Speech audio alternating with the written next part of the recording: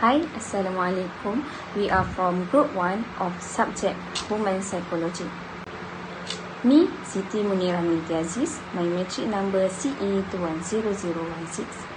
For the anatomy, I list is 6 from the 8 of the human respiratory tract. First, trachea. The trachea is cylindrical tube, kept and branches opened by C-shaped cartilage ring. The branches into two tubes called bronchi. Second, nasal cavity. Nasal cavity is the short hair prevent large particles from entering. Its wall is lined with epithelial cell and Golgi cell. Thirdly, bronchus.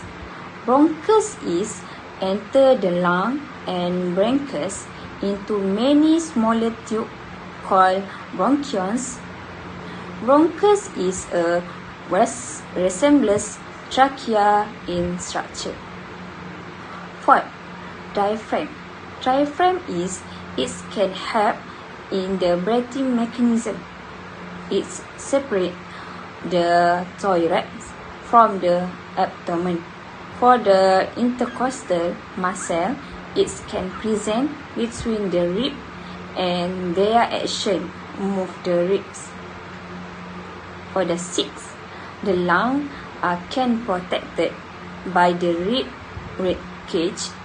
It is lies deep in the thoracic cavity, and it is a soft pink spongy organ.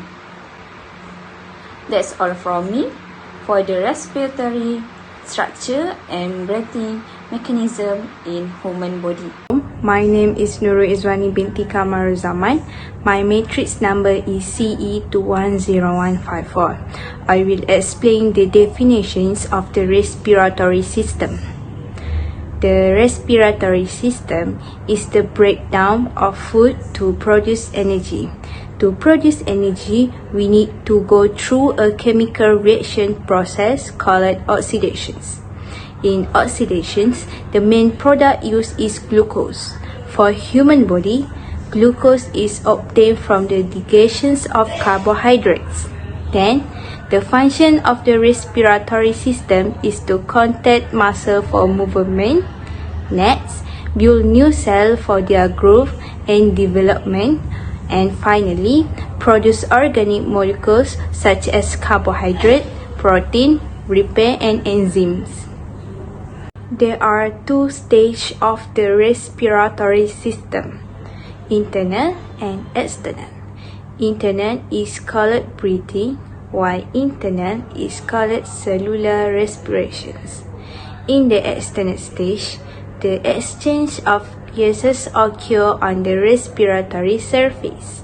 Then, for internal breakdown of food, specifically glucose, there are two types of internal cellular respiratory. One is aerobic and the other one is anaerobic. Aerobic involves the breakdown of glucose in the presence of oxygen, while anaerobic processes glucose without oxygen.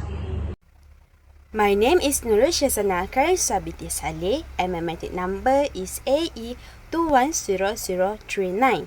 So let's continue to our presentations by seeking information about the breathing in human respiratory system.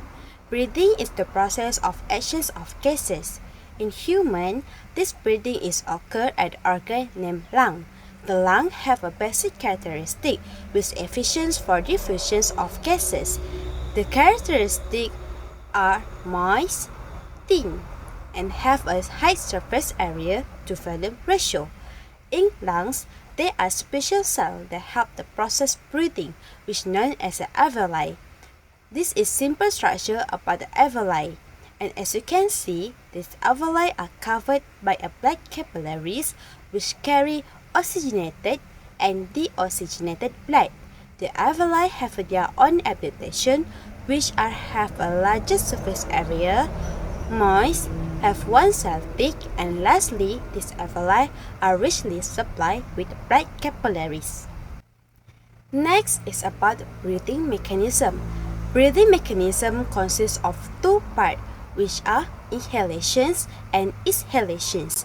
Inhalations refer to the actions of breathing in. During inhalations, the air will enter the lungs via trachea. The ribcage moves upwards and outwards, and diaphragm muscle contract or flattens, resulting the higher external air pressure forces in the air into the lungs because of the air pressure of the thoracic cavity decreases. While inhalations refer to the actions of breathing out, the air from the lungs will enter out via trachea. This is because the air pressure of the thoracic cavity increases due to actions of rib cage that move downwards and inwards, and diaphragm return to original dome shape. Lastly, we're gonna take a look about diffusions during breathing. Basically, the diffusions is occur from a higher partial pressure area to lower partial pressure area. In a process called diffusions, oxygen moves from the alveoli to the blood through the capillaries lining the alveolar walls. At the same time, carbon dioxide will move out from blood capillaries to alveolus, and these gases we will exhale. So that's all from me. So let's continue to the next presenter. My name is Muhammad Shazul bin Aziz and my metric number is CE 210003. Oxygen and carbon dioxide are the two primary gases transported by the blood circulatory system in the human body. Alright, the first one is O2, which is oxygen, play as crucial roles in the transport of gases in the human body. Oxygen is carried in the blood from the lungs to the body tissue by a specialized transport system which relies on the red blood cell and metalloprotein is called hemoglobin. Oxygen is transported mainly by a specialized transport system that relies on the red blood cell and hemoglobin. Alright, the next one is about the carbon dioxide. So for carbon dioxide, a waste product of circular respiration is transported from tissue to the lungs via the bloodstream. When carbon dioxide, CO2, enter the red blood cell, it reacts with water, which is H2O, to form carbonic acid, H2CO3, in reaction catalyzed by the enzyme carbonic anhydrase. Carbon dioxide, on the other hand, is transported in three main ways, which is S bicarbonate ion, which HC03, and then combined with hemoglobin, around 20% of carbon dioxide is carried on the surface of hemoglobin as carbaminohemoglobin. Dissolved in plasma, this remain the 10% of carbon dioxide is dissolved directly in the blood plasma. My name is Lukman Al-Hakim bin Muhammad and my metric number is CE 210045. Now we are going to regulatory mechanism of respiratory system. First, let me see at medulla oblongata. Medulla oblongata, it is a part of the brainstem for controlling our breathing. It processes signals from chemoreceptor to adjust how we breathe. Next is chemoreceptor stimulation. Chemoreceptors are sensors that detect change in the chemical composition of our blood and cerebrospinal fluid. There are two types of chemoreceptor. First is central chemoreceptor. Second is peripheral chemoreceptor. It found in the carotid bodies and aortic bodies. They sense change in the blood CO2, oxygen levels, and pH. Now, we are going to what happened to regulatory mechanism of respiratory system during vigorous activity. When we exercise hard, the level of carbon dioxide in our blood increases because our metabolism speeds up. The increased CO2 reacts with water, form carbonic acid. This acid then breaks down into hydrogen ions and bicarbonate ions.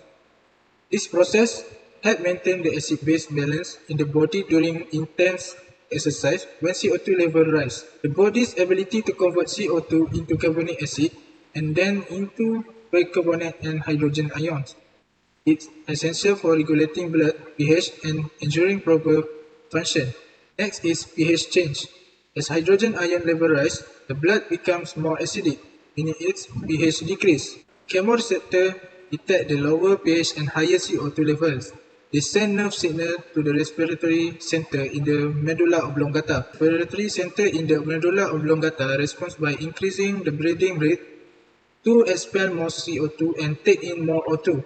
To get rid of the excess CO2 and bring in more O2, our body increase both the breathing rate and the ventilation rate. Lastly, once CO2 levels decrease and pH level return to normal, the breathing and ventilation rates go back to their usual activity. This regulatory mechanism helps our body maintain balance, adapting the respiratory rate with increased demands during intense exercise. That's all from us. Thank you.